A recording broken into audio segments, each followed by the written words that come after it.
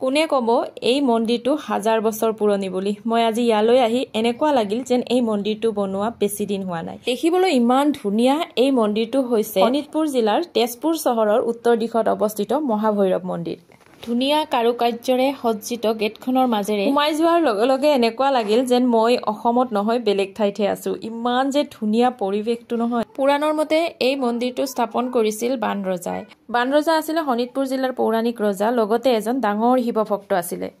আৰু তেওঁ এই মন্দিৰটো প্ৰথমতে শিলেৰে তৈয়াৰ কৰিছিল আৰু শিৱলিংগ পূজা আৰম্ভ কৰি দিছিল মান্যতা অনুসৰি এনেকুৱাও কিছুমান জনপ্ৰবাদ আছে যে মহাৰাজ বানে শোণিতপুৰ জিলাখনক দ্বিতীয় কাশীলৈ ৰূপান্তৰিত কৰিবৰ বাবে 108টা শিৱলিংগৰ পূজা কৰিছিল কিন্তু পিছত ভগৱান শিৱই তাৰে এটা লিংগ মাটিত পুতি লুকাই থৈ দিছিল কাৰণ ভাৰতবৰ্ষত যাতে দুখন কাশী নহয় আৰু তাৰ বাবে ভগৱান শিৱই এই কামটো কৰিছিল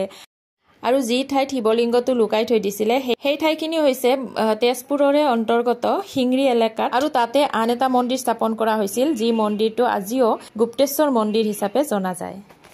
অৱশ্যে আৰ্কিঅলজিষ্টসকলৰ মতে এই মন্দিৰটো শালস্তম্ভ ৰাজবংশইহে নিৰ্মাণ কৰিছে আহোম ৰজাসকলৰ সময়ত এই মন্দিৰটোৰ বাবে দেৱত্বৰ ভূমি হিচাপে বহুখিনি ভূমি দান কৰিছিল অৱশ্যে পিছলৈ সময়ে সময়ে বহুখিনি মন্দিৰটো নৱীকৰণ কৰি আজিৰ ৰূপ পাবলৈ সক্ষম হৈছে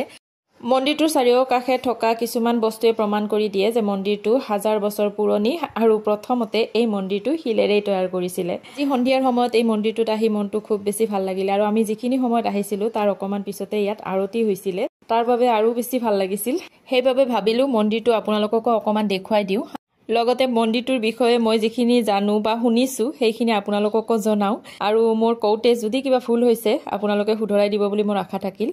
গতিকে আজিৰ ভিডিঅ'টো ইমানতে শেষ কৰো আকৌ লগ পাম নতুন এটা ভিডিঅ'তে বাই বাই